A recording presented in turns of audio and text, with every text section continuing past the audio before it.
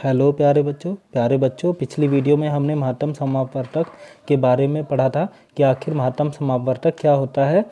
हमने ये भी जाना था कि महत्तम समापवर्तक को इंग्लिश में हाईएस्ट कॉमन फैक्टर या ग्रेटेस्ट कॉमन डिवाइज़र भी बोलते हैं। बच्चों, इस वीडियो में हम महत्तम समापवर्तक को निकालने की अभाज्य गुणनखंड विधि के बारे में सीखेंगे।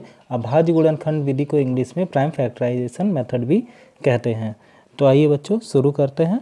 बच्चों, हम यहाँ पे एक सवाल ले लेते हैं। हमें इन संख्याओं का एचसीएफ निकालना है, ठीक है बच्चों, और वो भी अभाज्य गुणनखंड विधि से। तो बच्चों, जैसा कि अभाज्य गुणनखंड नाम से ही स्पष्ट हो रहा है कि हमें इन संख्याओं के अभाज्य गुणनखंड प्राप्त करने होंगे और उसके बाद ही हमको महत्तम समापवर्तक मिलेगा।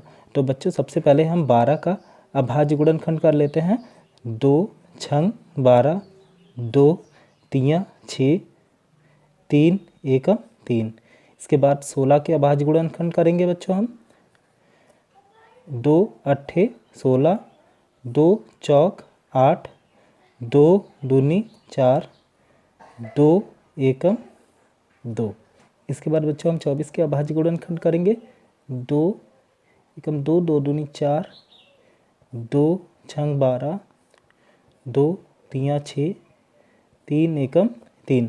तो बच्चों, हमको ये 12, 16 और 24 के अभाज्य गुणनखंड मिल चुके हैं। अब हम इनको इस प्रकार लिख लेंगे। 12 को अभाज्य गुणनखंड के रूप में लिखेंगे 2 गुणे 2 गुणे 3।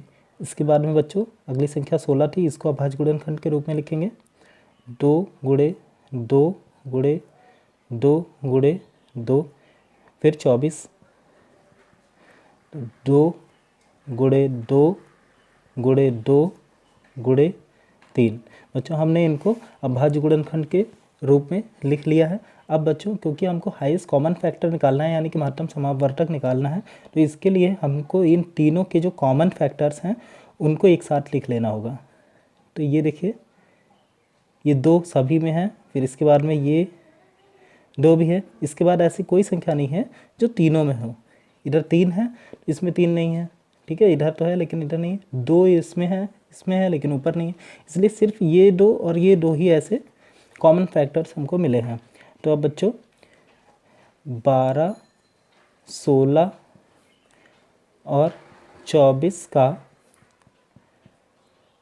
हाईएस्ट कॉमन फैक्टर यानी कि महत्तम समापवर्तक बराबर 2 गुणे 2। 2 बार 2 कॉमन मिला, इसलिए 2 गुणे 2 बराबर 4। बच्चों, यही 4 जो है ये हमारा आंसर है, यानी कि ये 4 इसका सबसे बड़ा गुणनखंड है, जिससे कि ये तीनों संख्याएं विभाजित हो जाती हैं, यानी कि इसका महत्तम समापवर्तक है। बच्चों, अब आपको खुद से प्रैक्टिस करने के लिए हम होमवर्क दे रहे हैं। तो बच्चों, आपको इन संख्याओं के महत्तम समापवर्तक निकालने हैं। यही आपका होमवर्क है। उम्मीद है आपको ये अभाज्य गुणनखंड विधि से महत्तम समापवर्तक निकालना आ गया होगा। तो बच्चों, मिलते हैं अगली वीडियो में अगले टॉपिक के साथ। Thank you.